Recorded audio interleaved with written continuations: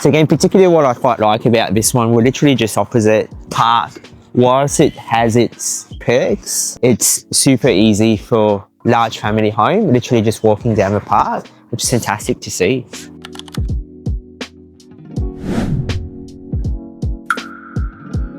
We are inspecting a 4-bed, 2-bath in Taylorsville and validating whether we can actually turn it into a 5-bedroom. So come along, let's look at the spot. Second living. So that's the spot where I'm standing right now. And what I'm trying to validate is spatial feel, size of the room, ventilation, natural light, exhaust, size of the room. Tend to walk one of his pocket measurements. So what I want to do is quickly, we're at a decent size of 3.2 and 3.4 right now. Let's come in, let's check in the other rooms. So we're now standing in one of the bedrooms. What I want to do is validate room size. So this room is slightly smaller. It's a 3 by 3.1. And if you look at it, very similar features. We've got the window here. We've got our heating and cooling. Pretty excited that this living space or this study space at the moment can actually be converted into that 5th bedroom. Yeah, so at the moment, the house has a large dining, main living, second living, and almost a bit of a breakout study space. So whilst we fill that study space back with walls, we're still left with good functional space of second living, main living, dining space, and the study then gets converted into that 5th bedroom. And that's why it's pretty important. There's only so much to what a floor plan can show you. So that's why it's definitely important to come out here to visit the space, to really stand in the space that we're trying to shift and change into a 5th bedroom and get an understanding of the spatial the flow of the house. I'm liking the space. It's large. It's much larger than the other 2 back bedrooms. So it will definitely give you that proper feel of the bedroom going in. And again, checking for compliance, you already have a smoke detector, which is standing right across outside of bedroom and the next bedroom that's going to come in here. We'll do a quick height check, should be okay. 2.5 ceiling height, so all good. So typically why I'm doing these checks is we want to make sure we are producing and being able to deliver a compliant to the BCA code, or Building Code of Australia, which is now called the National Construction Code.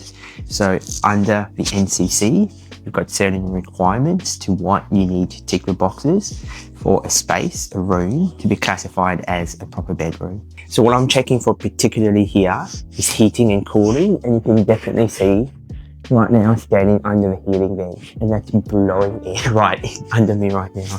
So how I envision this space to be, either side, I would particularly put the bed down this side, the robes would then be tucked away on this side, and the door would be opening here. Why the smart decision? We want to maximize the use of the existing smoke alarm for compliance. Because putting the door here, we're then having to potentially introduce a second smoke alarm compliance. So from a cost perspective, we're making smart design decisions, which is then ultimately reflected in the cost base of the value add works. Particularly very nice feature, right? We're looking at the bar setting outside. Again, particularly what I'm quite liking with the Alfresco or laser light. Again, you can see how it's opaque and translucent, really getting in that natural light across. Open bar here really works, right? With connectivity across kitchen space into backyard Alfresco living is fantastic. Just picture yourself with how you're basically meal prepping. These should open up, should slide up. Summer, winter, entertaining. It's really having that connectivity across. And even as a family home, you've got that visual cue of being able to look at the kids playing out in the backyard. That's one of the small functional design cues that I always look for, because if you're being able to thrive in this space, it ultimately enhances feel, flow, livability in the particular property. Again, we're looking at here, good, large size cooktop. Probably only downfall I'd say is potentially could have had additional storage cupboard up here on the two sides. Just as we all know, there's never enough storage in a kitchen. Let's have a quick look at function of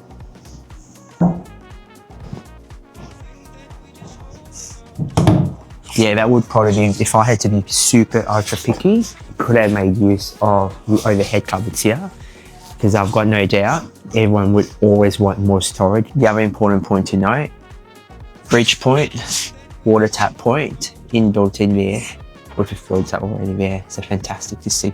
Other key point that we want to always be looking at for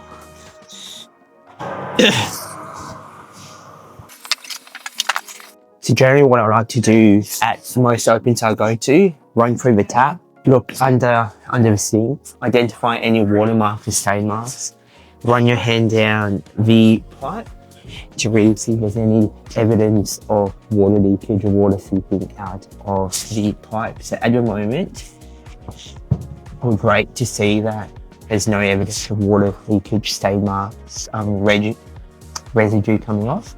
Even across the junction, it's all pretty much dry, which is what we want to see. So little tipping tricks of the trade here. Master bedroom. That is probably one of the smaller beds, but a king size bed still will feel okay in this. What we're seeing here is very common to see in the pockets of Taylor Hills, Hillside and so forth. It is addressing to the local demographics of Taylor Hills, Hillside. So we can quickly see how it's understanding who, how are using the space to then interject function that is appropriate for that community into the built form. And that's why I do so well, right? That's why within the architecture background, being an architect, you understand what your user needs, how they use a space, to then ultimately interlay that into design, into function, into amenities for the house.